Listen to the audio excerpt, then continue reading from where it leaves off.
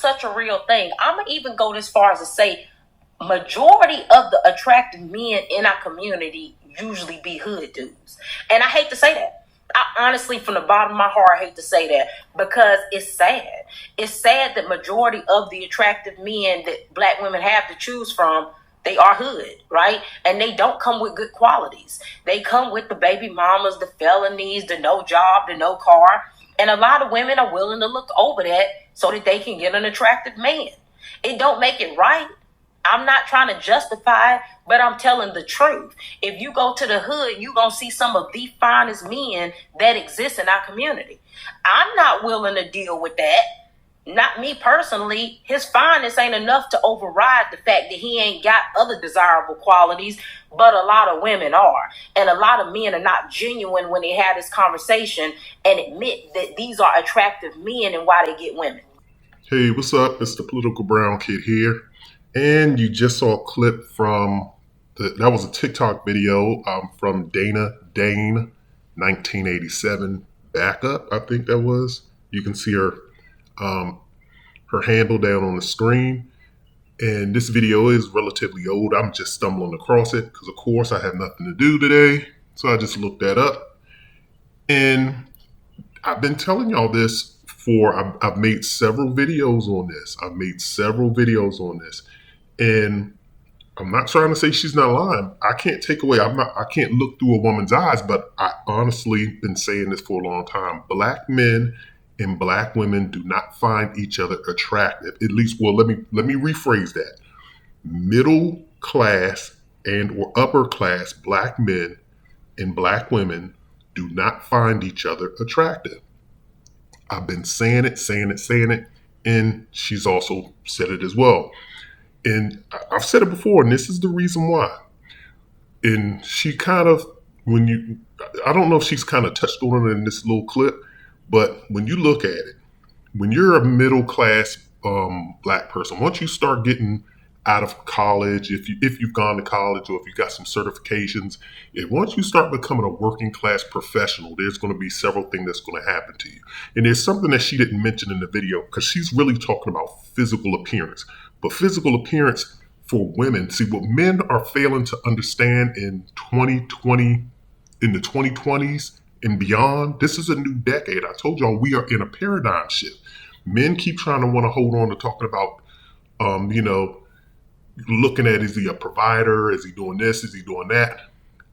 Listen, women don't need provision anymore. They'll tell you right now, I have my own stuff. These women are going to the range. They're firing them things. They got them things in their purses. And y'all know what I'm talking about when I say them things.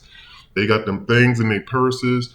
They probably taking karate classes. I have no idea. But these women, they are out here and they're perfectly capable of doing a lot of things on their own. They have become different creatures than what we are normally used to seeing from back in the day. If you're old enough, if you're in your 40s and beyond like myself. So long story short, I'm going to say this. So women are now looking more towards immediate look is physical, especially if she doesn't know you. If a woman, you have to understand too, people are staying inside the house too much. So the only way that people can judge other people is off of looks. And it's unfortunate. I'm being honest, it's unfortunate. But women have adopted that manly mentality of what does he look like? Because that's all they want to do. If you listen to the way they talk, they just want to get piped down. So they want some strong muscles. They want strong biceps. They want a strong chest. They want abs. They want a man with pumping power. That's what they're doing. So they're just looking at the strictly physical. And that's what men always do. Whereas, because like I said, number one, women are always in the house now. Men are always in the house now. You got most people working age in the house. So you're not getting out and about. People are isolated. That's number one.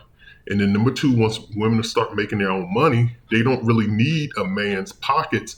So they're just relying strictly on the physical aspect of life. And unfortunately, when you start becoming a working class professional, and this goes for both men and women, you're just sitting down all day long. You're having a job where you're working 8 hours a day, 10 hours a day. So you're putting in 40 plus hours a week sitting down. And then if you have a work from home job, so you're probably doing it mostly remote and you're just sitting down. And then once you get off work, you're just once again sitting down. You're back in your house, or if you never left your house, you just shut your laptop and you're in the house. So all of that lack of activity leads to gain of weight. It just does, because when you're young and then you're in college and stuff, number one, your metabolism's different, and then number two, you're probably walking, moving around, you're getting in your steps, you know, naturally, because you're just moving, going from club to club, or just hanging out on campus, or doing whatever it is you're out and about when you're young. All of that goes away once you start getting into the working world. But when you're dealing with guys like the quote unquote, I hate that term Pookie and Ray Ray, but I'm gonna use it for this purpose. But when you start getting into those type of guys, they're not going to college. And if they are, I mean, they may, but they're still, in the hood, still in the struggle. These are guys that are pretty much, they walk in the block, they on the block, or they getting around. They don't have anything else to do but lift weights, procreate, and talk trash. That's what they do all that. And then if they go get locked up, then they definitely in there working out. And trust me, we all know people who go to jail, come home, and they super buff. We already know. And they probably are, and they've been fit even when they was out on the streets. And then just when they go in, they get bigger than what they were. It's just the nature of the beast. So these guys too, and if they don't go to jail, like I said, they're just working out because that's all they have. They don't have anything. They're working out, they're washing their car. See, most of us, when you become once again a professional, if you start buying houses and all this other stuff, your priority becomes, cutting the grass, taking care of the house, keeping your house good. Whereas a hood joker, he doesn't have anything. The only asset that he has is a car. And so he's just keeping his car clean. His rims are shiny. He's doing physical activity. And the jobs that he does get, they require labor, construction. They require, you're pretty much working out on your job. I just did a video on this. He's standing outside in the heat, piling up cinder blocks, doing whatever it is that they're doing. So that's the physical aspect of it.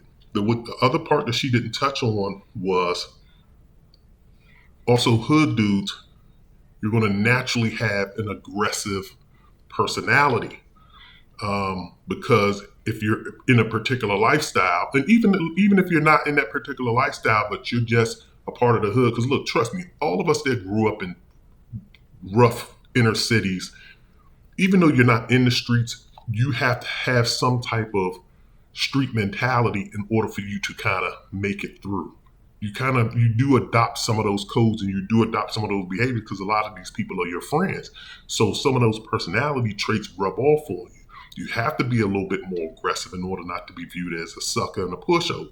You have to kind of defend yourself and stand up for yourself. You have to carry yourself in a certain way. You don't walk with your head down.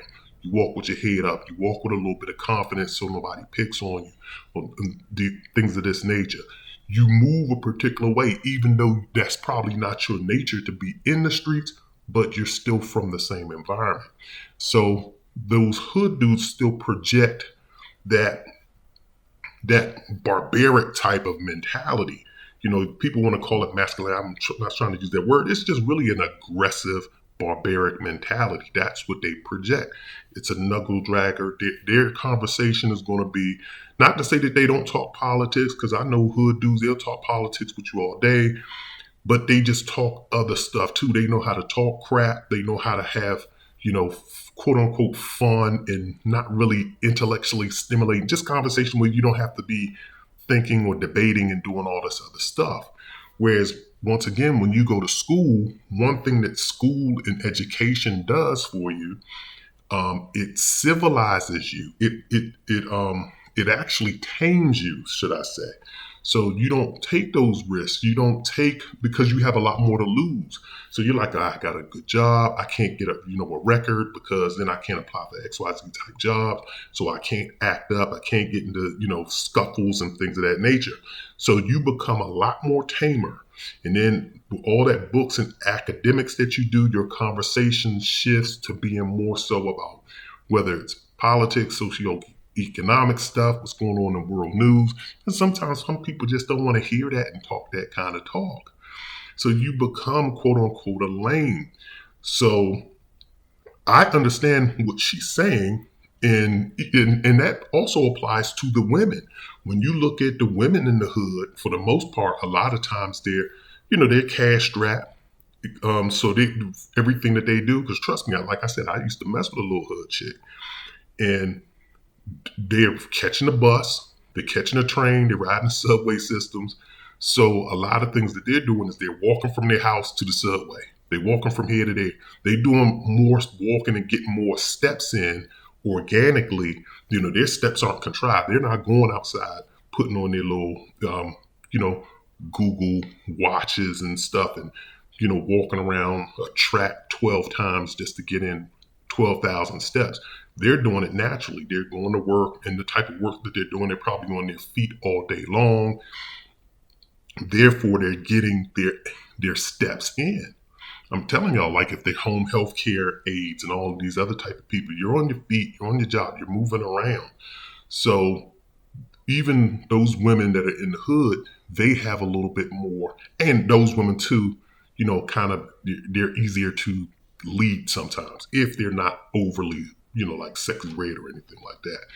But when you look at the middle class black male and the middle class black female, like I said, once you start getting those professional jobs, you start putting on that weight, you really just start letting yourself go.